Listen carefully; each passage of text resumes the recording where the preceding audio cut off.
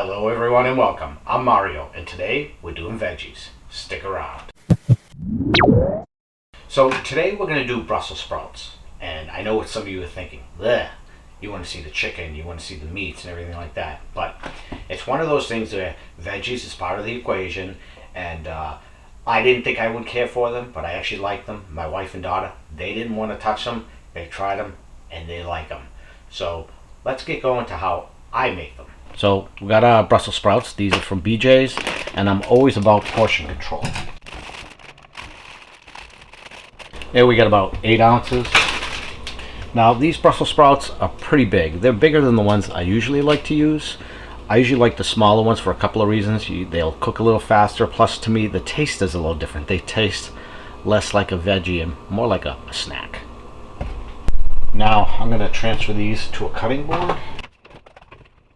And we're going to start to cut them in half. Now this is a small Brussels sprout, and that's the preferred size. So if we take a look here at the size difference. And you're going to want to cut these in half, or if I prefer, I've tried them once or twice, not cut in half but wholes, and I didn't care for them as much. And you want to make sure you don't want to cut them this way along the branches. You want to cut it so the stem gets cut in half as well. And you are going to undoubtedly get some leaves that break off from it. I just toss them aside. And I'm just going to go ahead and cut these all in half.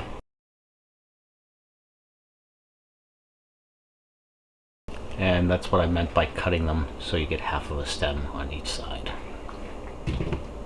Okay, I got a little extra virgin olive oil, and you only need a couple of tablespoons, probably not even that much, but it's really hard to get kind of a little bit of quantity in there.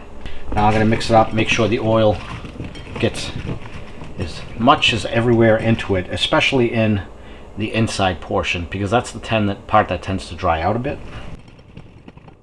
You can season these however you like. However, I just do the basics. I have my pink Himalayan salt, black pepper.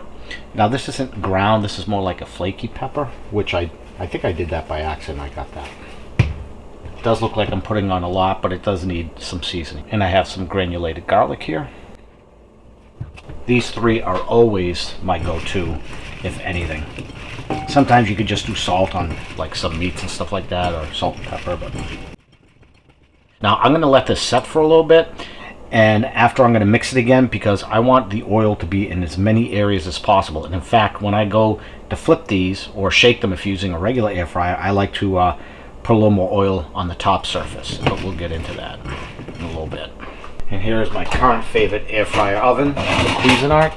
I've seen some copycat ovens, and I know they're identical, but the difference is they have a rotisserie as well. And I really want to look into getting one of those because I miss the rotisserie. I also have going to use this mesh type tray, but they have a version that I bought that's basically solid, but has a bunch of holes. It has a bunch of holes punched in it. I really like that as well. I've been getting into preheating more often. As I'm starting to prep the food, I will turn on the oven. So I'm just going to press the button, hit air fry, start. It's going to be at 375. Usually total cook time is about 12 to 16 minutes, depending on the size. Now, I've been accused of padding or lying about my videos, and I don't.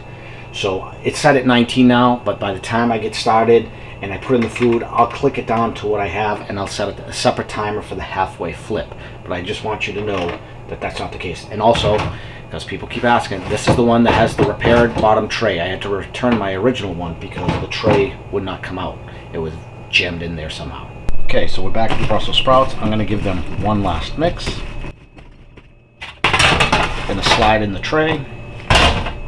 Pop these in. Now, this is where things get a little different. If you're just using an air fryer basket, yes, I have some accessories in mine. I'll just throw them in there, and it's easy to shake around, you know, when you're cooking them. The same goes for this. You can just pop them in there, and halfway through you spin them over, and you're fine. What I like to do is I'm going to face them all down, and I'm going to explain why. Sometimes I like to get fancy with the Brussels sprouts, and what I will do is I will cook them face down for the first, half time, 6 minutes, 8 minutes, whatever it is before I flip them. You know, you'll see them brown to a point where they're not burnt, then that slight crisp side. And when I flip them over to do the other side, The reason I do that is because a minute before it's done cooking, I'll put some grated cheese on top of it, and that just, you know, you get that melted cheese on top of it, which is a little nice extra snack, if you would. So now we're gonna get these in the oven. Okay, we got our Brussels sprouts. Pop that in there. I'm gonna set this for 8 minutes for the initial. So I'm gonna pop this up to 16 minutes. I'm gonna set a separate timer, and when we pull these out at 8 minutes, I wanna see how crisp they are, because believe it or not, the char in them is what makes them tasty. You don't wanna overcook them by any means, but the char is what helps with the flavor. Okay, it's been about 8 minutes. Well, I like pulling out this bottom wire rack because it actually supports the weight of this. So that looks about ready to turn. So let's take that out. Okay, got these up. Now I'm gonna eat these, so don't mind my fingers, but I'm gonna turn these all over. If I was making them for other people, I might use the tongs, but to be honest, they're really not that hot if you're only touching them for a second, and it's much quicker than using tongs for this. If you're using an air fry basket or you don't care, you could just shake it, but I can guarantee you, shaking it, it's not going to flip them all over and you'll end up burning them. And you get all these flavors on your fingers if you want to lick your fingers too. Now, as I mentioned to you before, these can dry out pretty easily, so I have the squirt bottle now instead. I'm going to use, and just hit the top of these a little bit, just to help out a little bit with the moisture part. And we're going to put this in for a little bit longer until these brown up. And at that point, I've been known to add the cheese and even bacon bits to these. Okay, let's get these in the oven. And the timer keeps going as the door is shut, so this is 7 minutes, and we'll check it at about 6 minutes. Okay, it's only been another few minutes, but I'm going to check it anyway.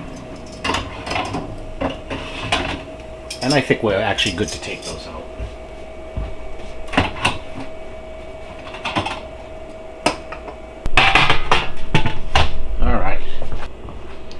There they are. Now, they may not look appetizing, but I'm going to tell you, they're tasty, and my kid likes them. Now, sometimes I'll just throw them in a single bowl for everybody to take. However, depending if they're really excited to have it, I might throw them in a small little ramekin or something like that. So let me just grab a few, throw them in there. Again, I'm going to be eating those, so it's for me to decide. Alright, so that's 85 grams, which is one serving, about 3 ounces. Alright, there we go. As before I mentioned, sometimes I'll put palm cheese on there melted, but alternatives, if I don't have it, this I use in my salad. It's a salad blend with lots of different cheeses. This is very tasty. Also, you know, Mexican cheese, because who doesn't like tacos? We always have this on hand. And then, again, we got some Colby Jack. And again, sometimes I'll put the bacon bits on here and melt the cheese on top of that. And now let's give them a try.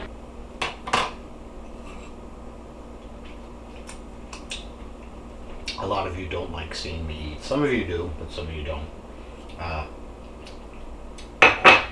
But those are really good. You got to get your greens in, and the fact that my daughter likes them is just a bonus. So, you know, for me, good for me. My wife likes them. That is a surprise. My daughter likes them. There's another surprise. They say, oh, I don't like it, I don't like it. And they do that often with some of the things I cook. They don't like the thought of you know, a vegetable or something like that. And then I make it, and they may not admit it at first, but then they come back and they say, make those again. And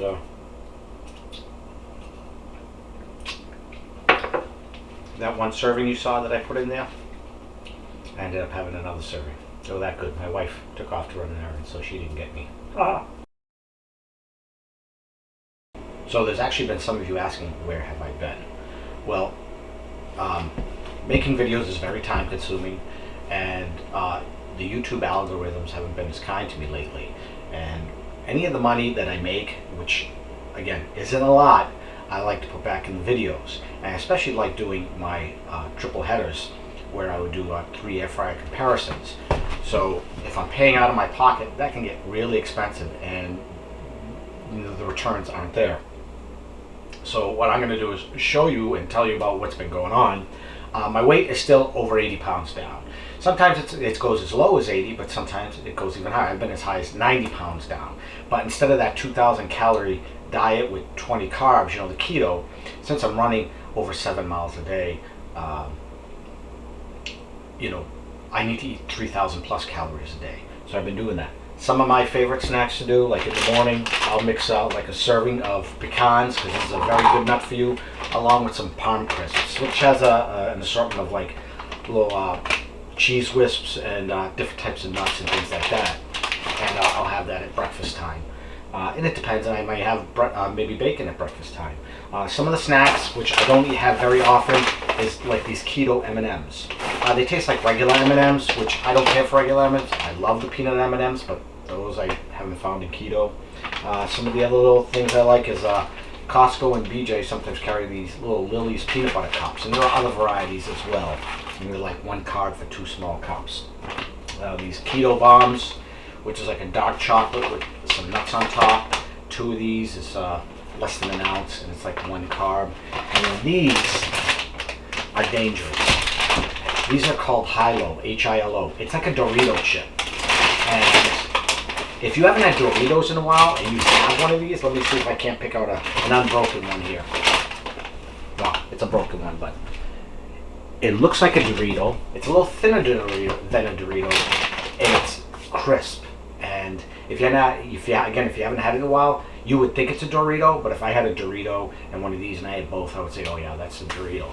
But this has been a big thing for me because I love to snack, and if I don't snack on the right things, I know my weight would balloon out of control. So I have found that balance of snacks and different types of keto ice creams. Let me grab one of those to show you that. I had the triple chocolate last night, which is 5 carbs. Here, this is mint chip, which is actually really good. I didn't think I'd like it. And this one is coffee chip, which I don't like coffee, but the coffee ice cream, as long as it's not like a mocha, this is pretty good. This is 6 carbs for the whole thing. You got to be careful because some of the Rebel, they label it differently. It's actually a lot more.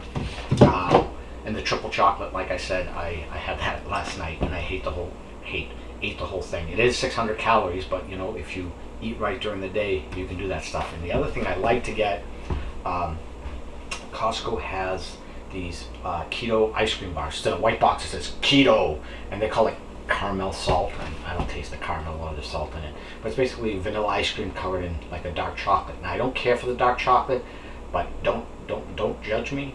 But in the morning, after I have the nuts and maybe some bacon, I have the need for something sweet, and I'll actually have maybe 2 of those in the morning, believe it or not, and I'm happy for the day. And I've been able to keep the weight off, you know, like today it was like 82 pounds, or 83 pounds down. Yesterday it was 82. So I'm still keeping the weight off. And the big key to that is running every morning. I get up at 4:30, go out running, come home, work, you know, or go to work, whatever the case may be. One of the things now, I used to buy the variety pack of the seltzer water at BJ's, and the flavors really are terrible sometimes. They're winter or summer flavors. So just very recently, I started buying the BJ seltzer. And seltzer, it's plain taste. I don't care much for it. But I started buying Mio vitamins, which are Mio, which some of you I'm sure are familiar with. I get the vitamin ones because they have vitamins, but they also have 0 carbs. And I found Orchard Apple, and I decided to give that a try. And I was like, that's pretty good. So I'll add that to my water or the seltzer. And I want to try something different. Now, I've never liked the taste of orange, like drinks in the past. Orange juice is a different story, but orange drinks, never liked it. But I've come to kind of, my taste has changed, and I picked up this orange tangerine. And Orchard Apple's pretty good. Orange tangerine is awesome. So I'll just grab it, and depending how strong you like the flavor of it, is just put a couple of little squirts in there. Now, keep it in mind that when you add this to seltzer water or any type of carbonated water, it could tend to overflow on you, so you want to be careful of that. And that makes plain water or seltzer water that much more enjoyable. Anyway, I just want to do this halftime break just to show you where I've been. And again, I appreciate everybody's support, whether it's for the videos of or if commenting and complimenting me how well I've done compared to when I first started doing these videos when I was 85 pounds heavier. That's all I got for you today. If you like this video, please give it a thumbs up. Please consider subscribing and hit that notification bell below so you know when I put out a new video. I'll see you on the next one. Thanks a lot. I don't need to unplug this air fryer, folks.